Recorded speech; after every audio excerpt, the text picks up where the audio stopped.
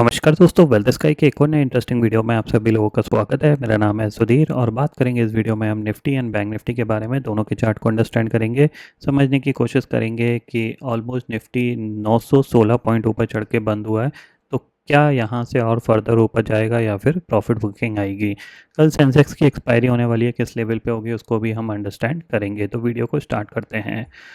सबसे पहले देखो, अगर हम ग्लोबल मार्केट देखें करेंटली, अगर आप देखोगे तो ग्लोबल फ्यूचर्स आपको दिखेंगे करीब, डाउ फ्यूचर करीब ऑलमोस्ट 1000 पॉइंट के आसपास ऊपर है और नैस्डैक फ्यूचर भी करीब 800 पॉइंट ऊपर दिख रहा है। ठीक है, अब यहाँ पे जो अब देखो, यहाँ पे जो आज हुआ है, बेसिकली हम लास्ट वीक इसकी प्लानिंग कर रहे थे। हमने कंटिन्यूसली लास्ट वीक इस चीज़ को प्रिडिक्ट करने की कोशिश करी थी कि मार्केट ब्रेकआउट दे सकता है, और एक अपॉर्चुनिटी हमने एक्सपायरी डे पे फाइंड आउट करने की कोशिश करी थी, जिसमें 3 रुपये और 4 रुपये के ऑप्शन में हम प्ले करना चाह रहे थे।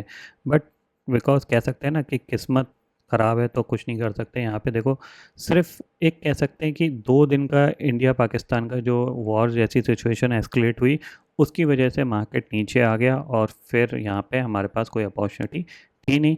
आज पूरी अपॉर्चुनिटी गैप अप में चली गई। पहली कैंडल पे आप देख सकते हो 24,600 पहुँच गया। उसके बाद हिम्मत नहीं होती बाय करने की, क्योंकि प्रीमियम बहुत तेज़ी से कॉल के जंप हो जाते हैं। तो उस कंडीशन में क्या होता है कि मार्केट साइडवेज जाएगा तब भी आपको लॉस हो जाएगा, मार्केट रिट्रेस कर जाएगा तब भी आपको लॉस हो जाएगा। फॉलो अप बाइंग आना थोड़ा सा मुश्किल होता है। आज के केस में फॉलो अप बाइंग का जो सबसे बड़ा रोल रहा वो रहा जो यूएस चाइना की जो न्यूज़ आई 12 बजे के बाद, कि जो टैरिफ है उसको कट किया गया है, थोड़ा सा अराउंड 30% टैरिफ कट किया गया है।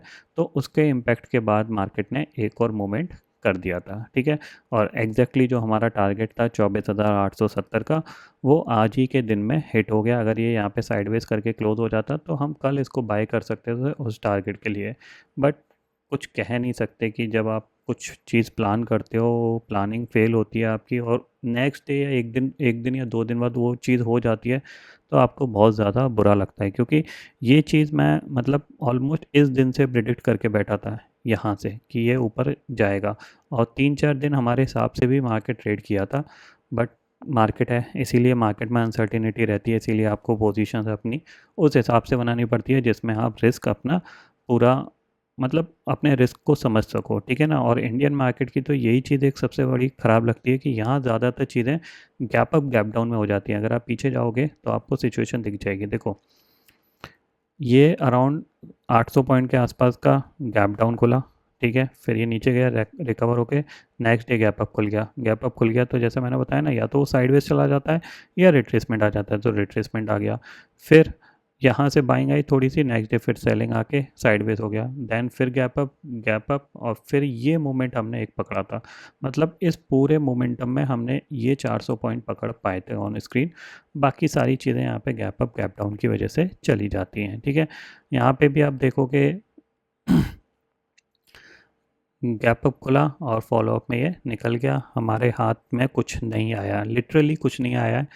सिर्फ कह सकता हूँ कि मैंने एक पुट सेल करी थी सेंसेक्स की, वो मेरे को शायद 100-200 पॉइंट देके गई है बस, और कुछ नहीं है। ठीक है ना। कॉल साइड पे मैंने कोई पोजीशन बनाई नहीं थी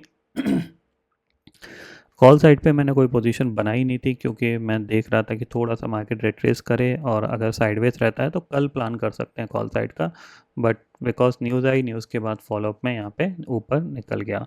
अब कल क्या हो सकता है उसको अंडरस्टैंड करते हैं। ये जो हो गया वो हो गया। ठीक है, अब देखो सिंपल सी चीज़ क्या है, मार्केट ने एक नीचे गैप क्रिएट किया है, ये ध्यान में ज़रूर रखिएगा।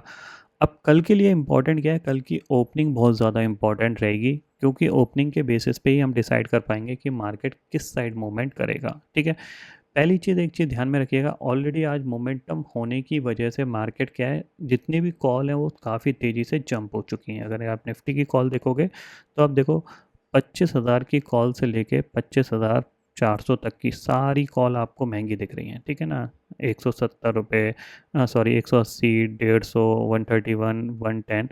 तो अब क्या है कि यहाँ पे मार्केट क्या कर सकता है, अपने आप को कंसोलिडेशन में ले जा सकता है। ठीक है ना, ये ध्यान में रखिएगा, क्योंकि जो मेरा टारगेट था वो ऑलरेडी हिट हो चुका है। अब यहाँ पे मैं थोड़ा सा वेट एंड वॉच करूँगा। ठीक है, तो कल के लिए मेरा व्यू क्या है, अगर ये 25,000 के नीचे ही खुलता है, ठीक है ना, अगर ये 25,000 के नीचे ही खुलता है, इसके ऊपर नहीं निकलता है, तो हम थोड़ा सा ये रिट्रेसमेंट आ सकता है। कहाँ तक आ सकता है, 24,800। क्यों? क्योंकि सेंसेक्स की एक्सपायरी है कल। सेंसेक्स की एक्सपायरी अगर आप देखोगे तो राउंड फिगर के आसपास मैं प्रेडिक्ट कर रहा हूँ कि 82,000 के आसपास इसकी एक्सपायरी हो सकती है, ठीक है। और अभी आप देखोगे तो ये 82,400 के आसपास क्लोज दिया है, तो बहुत ज़्यादा दूर नहीं है। और अगर आप ऑप्शन में देखोगे तो जो आपकी ऑप्शन है यहाँ पे सेंसेक्स के, उसमें आपको देखने को मिलेगा कि जो 82,000 की कॉल है, आप करीब करीब देखो इसको, इस ऑलमोस्ट 784 रुपीज़ पे बंद हुई है, समझ रहे हो। तो कहीं ना कहीं यहाँ पे जो ऑप्शन सेलर्स हैं वो इस चीज़ का एडवांटेज ले सकते हैं, ठीक है ना। इसीलिए मैं आपको बोल रहा हूँ कि सब कुछ डिपेंड करता है ओपनिंग पे। अगर ओपनिंग ये 25,000 के नीचे ही हुई, फ्लैट ओपन होता है या स्लाइटली गैप अप 20-30 पॉइंट का गैप अप खुल जाता है, तो मुझे लगता है यहाँ से एक रिट्रेसमेंट देखने को मिल सकता है, जिससे क्या होगा कि निफ्टी के भी ऑप्शंस एडजस्ट हो जाएंगे जो बहुत तेज़ी से भागे हैं, और प्लस सेंसेक्स की एक्सपायरी है तो थोड़े से ऑप्शन नीचे आके क्लोज हो जाएंगे, ठीक है ना।